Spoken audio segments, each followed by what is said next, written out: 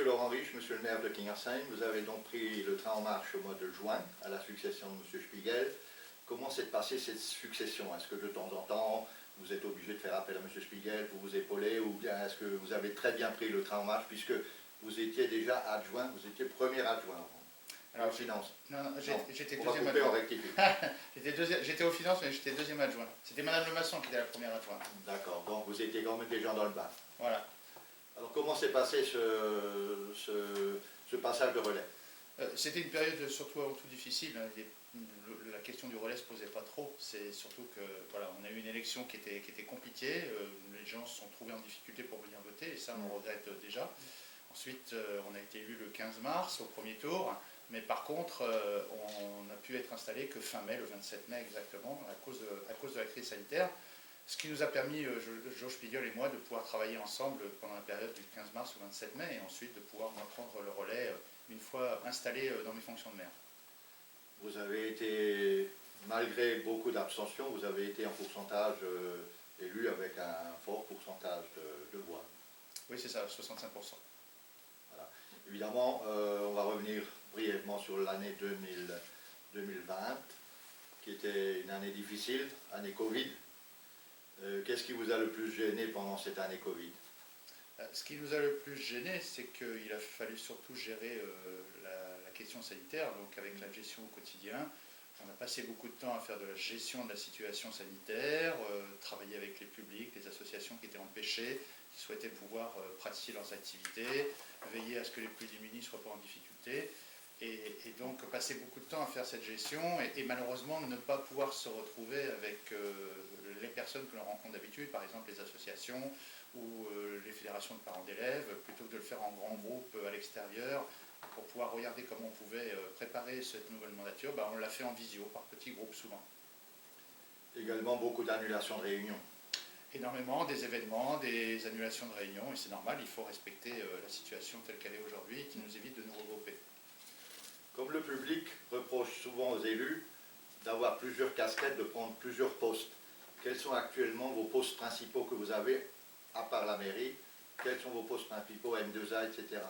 Alors j'ai deux délégations. J'ai une délégation donc, sur la ville de Kingersheim en tant que maire, et puis à la communauté d'agglomération, où là il est nécessaire d'y être, parce qu'une partie des compétences que pourrait exercer la commune sont maintenant exercées par la communauté d'agglomération, donc on ne peut pas ne pas être présent à la communauté d'agglomération. Donc voilà, j'ai un mandat à la ville et un mandat à la communauté d'agglomération, comme tous les maires en fait des 39 communes de l'agglomération. Vous avez un titre de vice-président? C'est ça, que le président de la M2A m'avait confié déjà en 2017 sur le développement économique. C'est un sujet qui me passionne d'ailleurs. Vous êtes surtout développement économique, industrie, etc. C'est ça, un sujet qui concerne beaucoup notre territoire. On a beaucoup d'entreprises, surtout des PME, des petites et moyennes entreprises, mais qui sont autour de la manufacturation industrielle et de l'industrie. Surtout beaucoup de création d'emplois en vue. C'est ça le plus important, c'est qu'il faut maintenir un minimum d'activité sur l'industrie, puisqu'on dit qu'en général l'industrie, c'est un emploi dans l'industrie, ça amène 2, 3, 4, ça dépend des études, 5 emplois dans les services à côté, services informatiques, services logistiques, etc. Donc avoir un soutien important de l'industrie est important pour les emplois induits. Vous avez encore d'autres postes dans les CIVOM, etc. Non, c'est les seuls mandats que j'ai. C'est les deux seuls mandats. Voilà. Par contre, je suis président de la MEF, qui est la Maison de l'Emploi et de la Formation, et du Technopole, mais qui sont des structures associatives qui fonctionnent avec des conseils d'administration. D'accord. Il y a une grande manifestation qui vous concerne, que vous faites, que M2A fait avec la CCI, qui a été annulée cet automne, en automne 2020. Donc c'est la fameuse manifestation sur l'industrie du futur.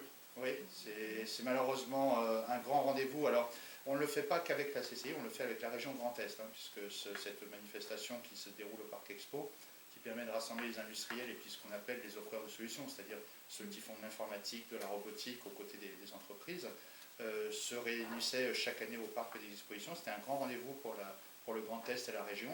On a la chance que ce soit implanté sur Mulhouse. Et malheureusement, comme beaucoup d'événements sur notre territoire, par exemple à Kingersheim, Momix est annulé, tout ce qui est culturel et événementiel est annulé en ce moment. Cet événement s'appelle 4.0. Salon BI 4.0. Pourquoi 4.0? Parce que c'est la dénomination qui d'ailleurs nous a été apportée par les Allemands de l'industrie du futur, c'est-à-dire l'industrie orientée autour du numérique d'une quatrième C'est génération. l'étape franchie dans le numérique. C'est ça, tout à fait. Voilà. Quels sont les projets que vous avez réussi quand même, malgré le Covid, à emmancher, à démarrer ou à projeter en 2020? Alors, Et il va dire enregistrement, maintenant il a déjà engagé, par exemple, la rénovation de la route Fastac, que tout le monde a vu être... que la municipalité précédente avait déjà mis en route. Voilà, tout à fait. Les études étaient lancées et les travaux se sont achevés d'ailleurs, sur la période du Covid. Ça a permis de faire travailler des entreprises locales pendant la période du Covid. On n'a pas arrêté les chantiers volontairement, on a pris les dispositions qui vont bien. Et l'aménagement de cette rue de Fastat est une réalisation entre les deux mandats. D'autres réalisations ont été engagées. Par exemple, on a remplacé le bâtiment du périscolaire au site de l'école du village des enfants. C'est pareil, ça s'est fait à cheval entre les deux mandatures. Ça a été fait en propre régie par les ouvriers de la ville? Non, non, non, ce sont des marchés qui sont lancés soit par la ville, quand c'est uniquement la ville, soit par la communauté d'agglomération en lien avec la ville. Il y a des consultations qui sont obligatoires dans le cadre des marchés publics.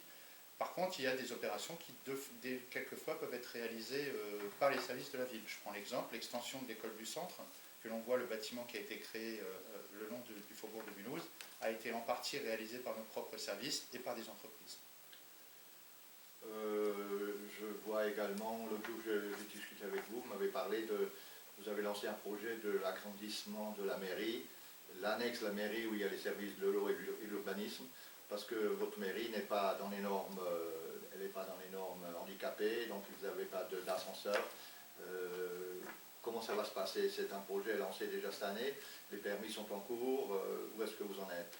Alors, on a plusieurs projets sur ce mandat-là qui sont surtout des projets de réhabilitation de nos équipements, parce qu'on a encore beaucoup d'équipements qui ne disposent pas des conditions de mise aux normes qui sont celles qu'on doit attendre aujourd'hui, l'accessibilité pour les personnes à mobilité réduite, d'autres problématiques, des sanitaires qui doivent être séparés hommes-femmes, voilà, quelques exemples comme ça. Et beaucoup de nos projets sont à réhabiliter, beaucoup de nos équipements sont à réhabiliter, et c'est le cas par exemple sur la mairie. En effet, ce bâtiment, qui est un très ancien bâtiment, n'est pas aux normes, l'accueil n'est pas de qualité, ne permet pas de filtrer le public, on ne peut pas monter dans les étages quand on est une personne à mobilité réduite, et donc il faut donc réaliser cette transformation. Donc on profite de réhabilitation, de requalification pour éventuellement faire des extensions ou améliorer le confort des usagers, des services, et aussi en profiter pour faire des réfections thermiques. C'est-à-dire que ce bâtiment, on va en profiter pour refaire la réhabilitation de l'isolation, on va refaire l'isolation sur l'ensemble du bâtiment. Vous allez faire une jonction entre l'ancienne poste, qui est aujourd'hui le service d'urbanisme de la ville et de l'eau, et vous allez relier l'ancienne mairie avec une cage d'escalier au milieu et un ascenseur. C'est ça, c'est l'idée telle qu'il est là aujourd'hui. Alors tout ça, c'est le début du projet, hein, mais ça permettra à la fois de faire une mise aux normes, une réhabilitation, et de faire un peu une extension, puisqu'on a à peu près 180 mètres carrés au sol. Vous souhaitez que ce soit terminé pour quand, à peu près, quand tout va bien? Le problème n'est pas trop le délai, le problème est de réussir à le faire sans que ça gêne à la fois les publics qu'on va continuer à recevoir, qui ont besoin de venir, et que ça gêne le moins possible le personnel qu'il faudra en partie délocaliser. Et boucler les budgets aussi. Et boucler les budgets. Alors on s'est déjà inscrit, on a déjà passé un certain nombre de délibérations, on en passera d'autres au conseil municipal, pour pouvoir bénéficier de subventions. Entre autres, le gouvernement a lancé... Vous avez une prévision globale du projet? La prévision globale du projet, ça sera peut-être un projet qui ira jusqu'en 2024, une fois que tout sera... 200 000 euros, 300 000 euros? Ah ça, c'est beaucoup trop tôt, on n'a pas lancé le concours d'architecte pour l'instant, on est loin de la réalisation de prévisions budgétaires complètes. Là on est en plein hiver, on est en plein dedans, donc aujourd'hui nous sommes le 16 janvier, et les gens, ce qu'ils parlent beaucoup sur les réseaux sociaux, dont notamment je suis de Kingersheim, c'est le déneigement. Pourquoi Faubourg de Mulhouse par exemple, on voit des petits soucis de déneigement dans les autres rues? Comment ça se passe? Aujourd'hui c'est M2A qui gère ou c'est la commune, en sachant que le Faubourg de Mulhouse était une route départementale?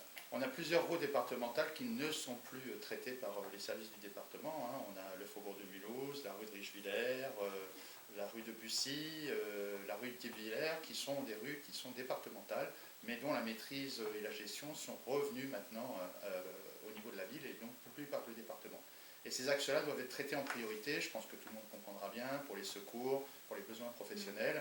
Et donc nos services doivent passer avec le matériel de déneigement et de traitement du sol de façon régulière. Et c'est un peu fait au détriment en termes de délai, parce que dans les quartiers on passe aussi, mais c'est beaucoup plus difficile de pouvoir être partout. Il y avait 8 véhicules qui étaient mobilisés, des petits et des gros véhicules pendant la période du déneigement ces derniers jours.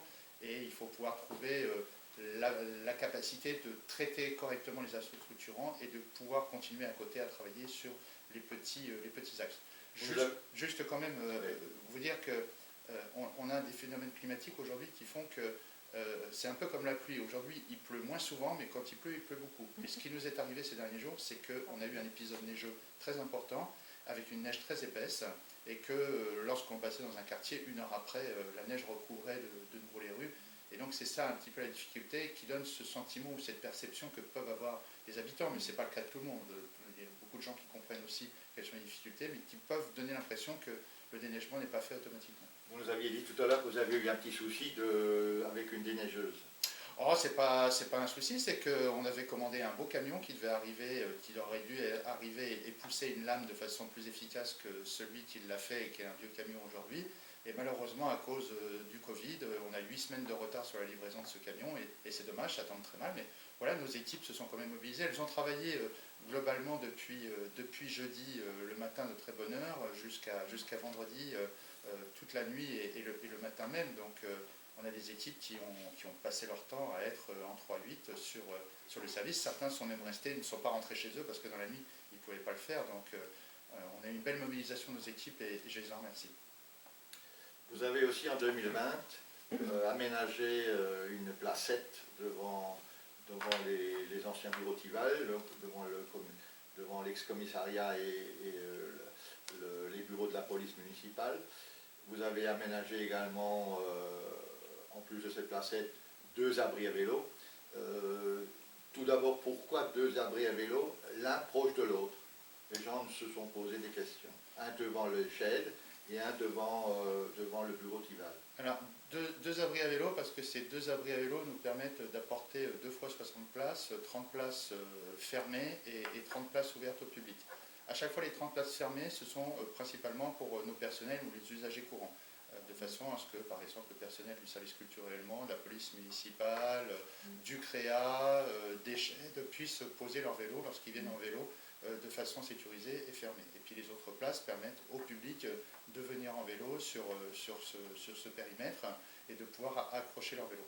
Donc on a la proximité de ces deux bâtiments parce que ça nous permettait de les localiser rapidement et surtout de les tester, parce que l'idée c'est d'en racheter d'autres, mais avant d'en réinstaller d'autres à d'autres endroits, on voulait voir l'efficacité de ces 2 parkings à vélo en conjuguant les besoins pour celles et ceux qui travaillent des besoins des publics qui sont de passage. Et globalement, ça rend bien les services. Mais d'autres seront mis en place sur d'autres espaces, parce que ce sont quand même des matériels qui sont des matériels professionnels, costauds, et qui coûtent assez cher. Vous avez une idée du prix d'un... C'est pas loin de 30 000 euros. Un sol, c'est pas loin de 30 000 euros. Il a aussi une petite originalité, il y a un système avec des clés suspendues. Alors, on n'a pas bien compris ce que ça voulait dire. Alors, c'est un système de borne de réparation accessible au public. On ne pourra pas mettre n'importe où, qu'on va mettre dans les endroits les plus passants. Pour réparer son vélo. On peut réparer son vélo. Il y a un dispositif qui permet d'engager sa roue avant ou arrière du vélo, de l'accrocher. Et ça permet à tout à chacun de pouvoir venir et puis réparer son vélo. Et ça peut être fait de façon collective, c'est-à-dire que des personnes peuvent se regrouper, quelqu'un peut montrer à une autre personne, sans avoir forcément un garage à proximité, comment on peut réparer son vélo. L'idée derrière, c'est pas tant le dispositif, c'est qu'on invite les gens à dire on peut vous aider à ce que vous veniez plus souvent en vélo, vous preniez plus facilement en vélo. C'est plus un dispositif incitatif. Monsieur le maire, il faut bien vous cadrer, vous êtes allé un peu trop à droite. Ah, voilà, parfait. On va couper ça. Monsieur le maire, parlez-nous aussi un peu de cette placette qui aujourd'hui a l'air un peu vide, mais vous m'aviez dit qu'il y a des raisons pour ça. Qu'est-ce que vous comptez faire sur cette placette? Un peu la meubler, des bacs à fleurs, des banquettes? Alors, la place du village, en fait, ce qu'on a fait, c'est que... La place Tival. Voilà, la place Tival, mais qu'on a appelé la place du village parce qu'on tient à valoriser ce centre historique, hein, ce village historique. On continuera d'ailleurs, j'espère, dans cette mandature à y travailler pour la localisation de commerce, d'autres aménagements sur cette partie-là. On a travaillé avec des habitants et entre autres la Société d'Histoire sur ce projet-là.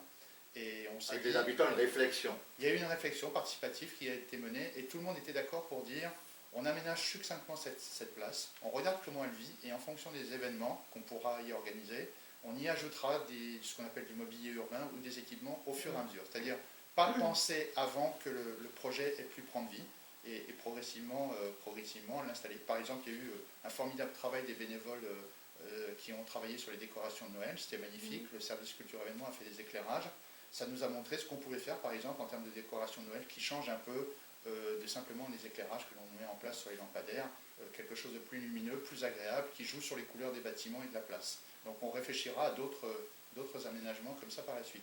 On n'a pas voulu non plus complètement installer du mobilier dessus parce qu'il était prévu, mais Momix malheureusement est annulé, mais on avait prévu avec l'ouverture de Momix de proposer un spectacle sous chapiteau. Et l'idée c'était de voir comment on peut installer un chapiteau avant aussi de mettre en place des équipements qui pourraient gêner par la suite si on les installait n'importe comment sur cette place. Kingersheim manque cruellement d'un centre-ville, donc cette placette peut être le démarrage d'un centre-ville, comme le disait d'ailleurs toujours M. Légéry, l'ancien adjoint à l'urbanisme qui malheureusement nous a quittés.